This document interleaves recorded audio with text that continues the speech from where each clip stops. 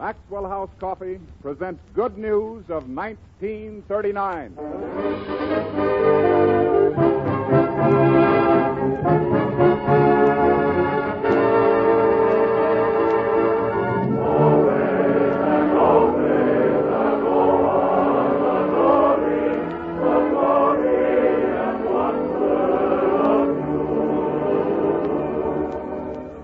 Once more, the makers of Maxwell House Coffee present 60 minutes of entertainment from the Metro-Goldwyn-Mayer studios in Hollywood, with Fanny, Brice, and Hanley Stafford, Frank Morgan, Douglas McPhail, Betty Jaynes, Ruth Hussey, Meredith Wilson and his orchestra. And here's our host for the evening, Robert Young.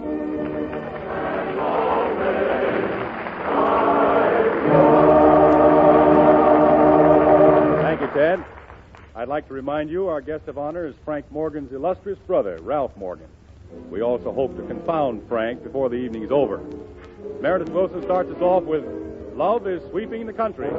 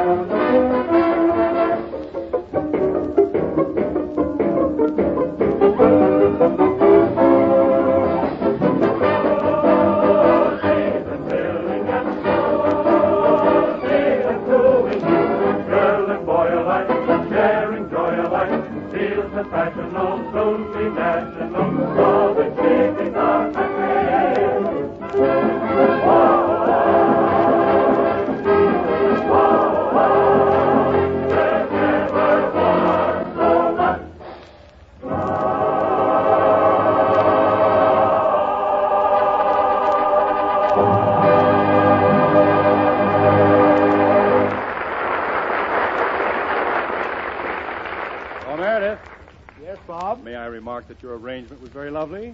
Pray do. Very pretty indeed, if I'm not being too flattering. Pray be. Okay, Meredith. Ladies and gentlemen, we continue with Bob. Hello, Ralph Morgan.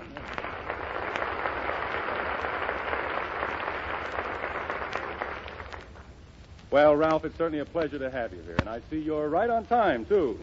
Well, I'm afraid I can't take credit for that, Bob. Because, as a matter of fact, I'm not precisely on time.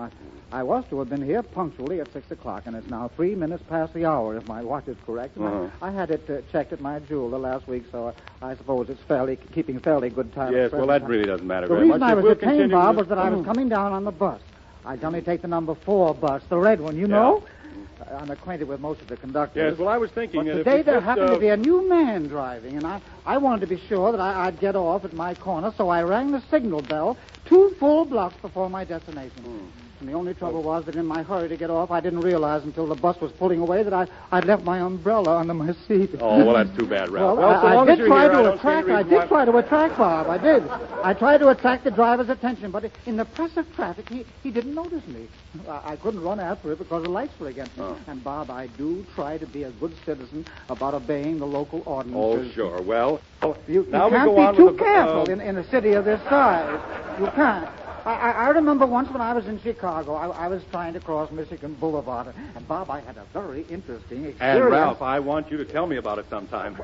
But right now, I want you to meet the other people on the program. This is Meredith Wilson, Ralph Morgan. Oh, Mr. Wilson. Mr. Morgan, how are you, sir? Well, I'm feeling fairly fit in general. I stopped in to see my doctor. Yes.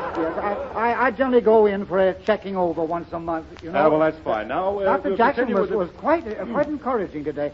Says my blood pressure is going down and it's normal now. And, of course, I've had the protein diet for some time. Oh. Yes, and no red meats either, and very little sweets. Yes, and one cigar a day. Oh, it's quite a difficult regimen at first, but I've got used to it. In fact, Ralph, I could go... Ralph, I'm awfully sorry, but Yes, Bob. we're trying to put on a program here. Excuse me, Bob. Mr. Morgan, did you ever try the 10-day diet? I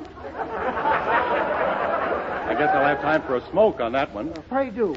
Now, Mr. Wilson, yes. I tried the 10-day diet in 1934, and I found it had some very interesting effects, really. Yes? Yes, for instance, the number of calories in the average meal. Ralph, please, this is all very interesting, but there's one thing I've got to get straight before we go on with the program. You're Frank Morgan's brother, aren't you? Well... I'm telling you, not asking you. Well, of course I'm Frank's brother. Is there anything you'd like to know about him? Well, just this. Now, you, Ralph, seem a very careful person. Why do you suppose your brother Frank tells such big lies? Well, what makes you think Frank is inclined to draw the long bow? Listen, Ralph, every Thursday he comes here and makes up such tremendous lies that people are complaining. Well, that's strange. I never heard about it. Well, for instance, a couple of weeks ago, he claimed he'd been a surgeon for 30 years. What about that? Well... Now, please, Ralph, give me a plain yes or no. Well, try to hold it to about 2,000 words. I'm a man of very few words, Bob. I'll answer your question quite briefly. I don't know. You don't know whether your own brother spent 30 years of his life as a surgeon? Well... You mean you can't be sure? Exactly. You see, I haven't been in constant contact with Frank. Oh, sure. He might have done it while you weren't looking. All right, let's admit Frank was a surgeon for 30 years. Now, did you ever hear that he was director of the Russian ballet for 25 years? Was he? Was he? Well, Bob, I hesitated to say it's untrue because I'd hate to hang a man on circumstantial evidence. Well, I'll prove it to you. You name just one period in his career where you know what he was doing. Well, from 1923 to 1927, I shared a penthouse with him in New York. And you were with him constantly? Every day, every night. 1923, 1927. That's all I need to know. Now, listen, Ralph, you go disguise yourself as an Oriental potentate or something. And when Frank comes out here, I'll tip you off. Is that clear? Well, Bob, I could put on a beard and turban. Yeah, but that well... might not be as good as a burnoose and a No. fez. On the other hand, to capture the true Oriental spirit, Well, possibly Ralph, it really doesn't matter what you wear. I'll start lying and you listen. He'll get him lying. Go on. I'll see you later. Go get Bob, ready. I think if I wore a long beard with a short Yeah, that's sash... or fine. That's maybe good. a long sash with a long beard. That'll don't know. be fine. Well, I'll think it over very fast.